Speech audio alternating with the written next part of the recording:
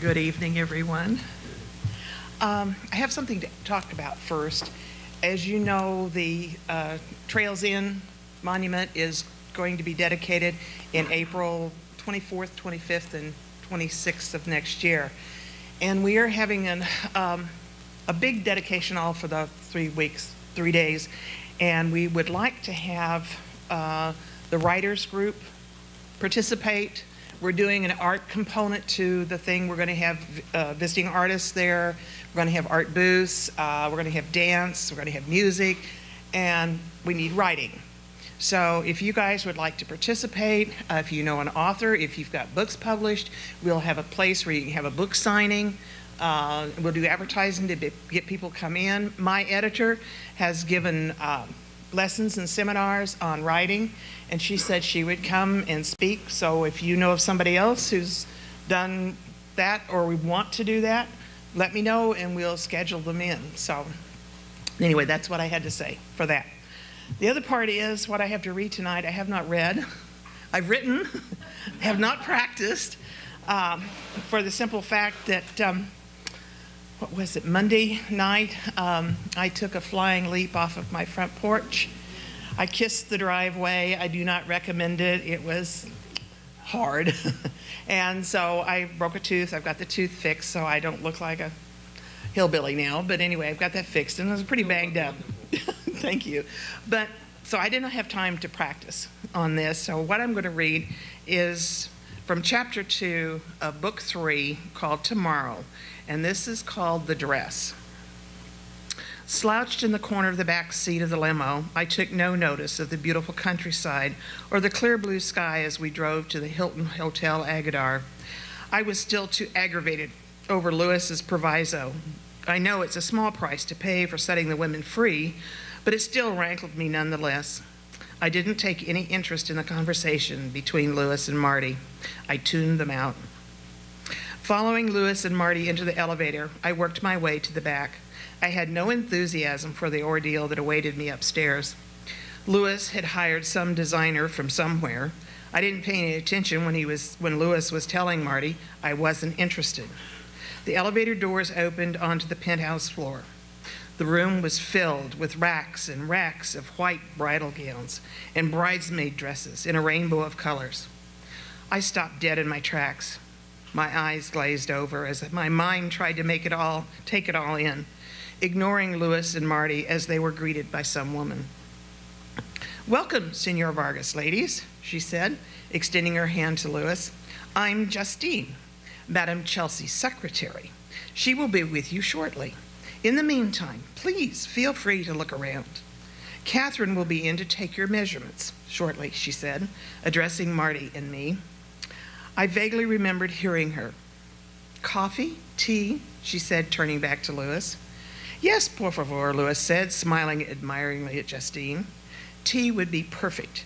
Darcy, Marty," he grinned at us. "Coffee would be absolutely wonderful," Marty gushed. "Darcy, she looked at me and placed her hand on my arm. "Darcy, you want coffee, don't you?" She shook my arm, breaking the trance I was in. What? I stammered, blinking and surveying the claustrophobic room with the hundreds of white bridal gowns crushed together on racks. All of a sudden, there was no air to breathe. I felt I was being suffocated and the racks of gowns were closing in on me. "Do you want a cup of coffee?" Marty moved around and stood directly in front of me. "Are you all right?" I saw worry in her eyes. "Yes, I'm fine. I would like coffee." I wasn't fine, but I smiled half-heartedly anyway, looking for a place to sit down since my knees had suddenly decided they didn't want to hold me up. Slowly, I made my way across the room to the ivory brocaded upholstered wing chair beside one of the racks, thankful that it wasn't any farther than it was, and that Lewis had his back turned toward me. "I don't want to be here. I don't want any of this." I closed my eyes, trying to regain some semblance of control over my emotions. I inhaled deeply and gripped the arms of the chair. "Okay, you can do this. Pull yourself together. You've always met obstacles head on and you've never backed down. So get your shit together, girl. If Lewis can give you into your conditions, then you can do this." I opened my eyes, to find Marty staring, a worried expression on her face. "What?" I snapped, immediately sorry I had. "Are you sure you're all right?" she asked. "Maybe we should just reschedule, give you a little more time to get adjusted to being here," she suggested. "No, let's get this over with now," I said, rubbing my forehead with the back, where a headache was forming. I didn't want to put it off any longer. I couldn't put it off any longer and keep my sanity. Justine returned, followed by a woman carrying a tray laden with carafes of coffee and tea, cups, saucers, and a basket filled with scones. She directed the woman to place it on the low table in front of the ivory brocaded sofa. Unfortunately, it didn't look like I was going to get my cup of coffee after all, as a woman with a measuring tape draped around her neck and her glasses perched on her head, who I assumed was Catherine, emerged from the doorway on the far side of the room and whisked Marty and me away for our measurements. Marty was thumbing through the binder with sketches of gowns when I came out of the bathroom that was subbing for a fitting room. "Hey, look at these," she said, turning the binder around. "Some of these are really beautiful." "Yeah, they're nice," I said, not really looking at the sketches. "I want to go home," my mind kept screaming. "Ladies," Justine said, "Madame Chelsea is ready for you now." She held the door open, her lips in a tight smile. Her expression said, "Move your butts now." Marty and I looked at each other. I shrugged and sauntered out the door. If I had to endure this sideshow, I'd do it on my own time. After all, I remembered, I'm the bride, and they're supposed to cater to me. Push me too far, and I would give a whole new meaning to Bridezilla. Lewis was conversing with a woman I guessed to be Madame Chelsea. She was not at all what I expected a haute couture designer to look like. She was maybe in her mid-60s, medium height, with graying hair piled on top of her head, held with an alligator clip. She kept pushing stray wisps of hair that had escaped from the clip behind her ear as she talked with Lewis. She had on a pair of patterned chartreuse cargo pants. You know, the kind with all the pockets. A white tank top over a short-sleeved aqua tee and a pair of white sandals. If I had met her on the street, I would never have guessed she was a famous designer. As Marty and I approached, Lewis and Madame Chelsea turned and beamed at me. "You must be the beautiful bride," she said, a warm, friendly smile spread across her face, her eyes crinkled at the corners. She gently took me by the shoulders and turned me around. "Let me have a look at you," she said, backing up, her hand on her chin in contemplation. "Yes, you will make a most beautiful bride. Come, let's get started. Have a seat on the sofa and we'll get the show on the road." She strode across the room, hollering on her way through the door. "Justine, are the girls ready?"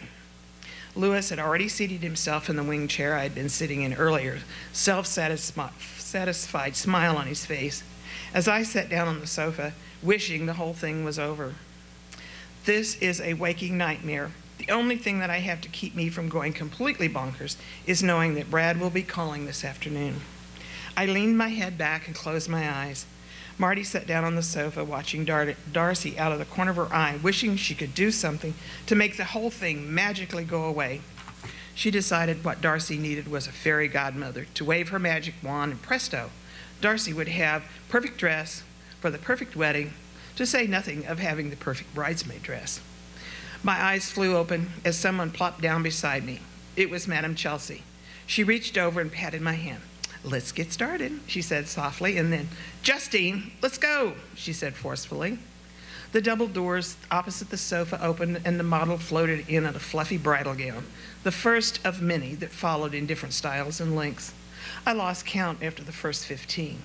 Madame Chelsea had handed me a small notepad and pen to make notes of the ones I liked. She kept looking over to see what I'd written down, and frowning as gown after gown paraded through the door, I made no notations. At last, the last of the models disappeared behind the double doors.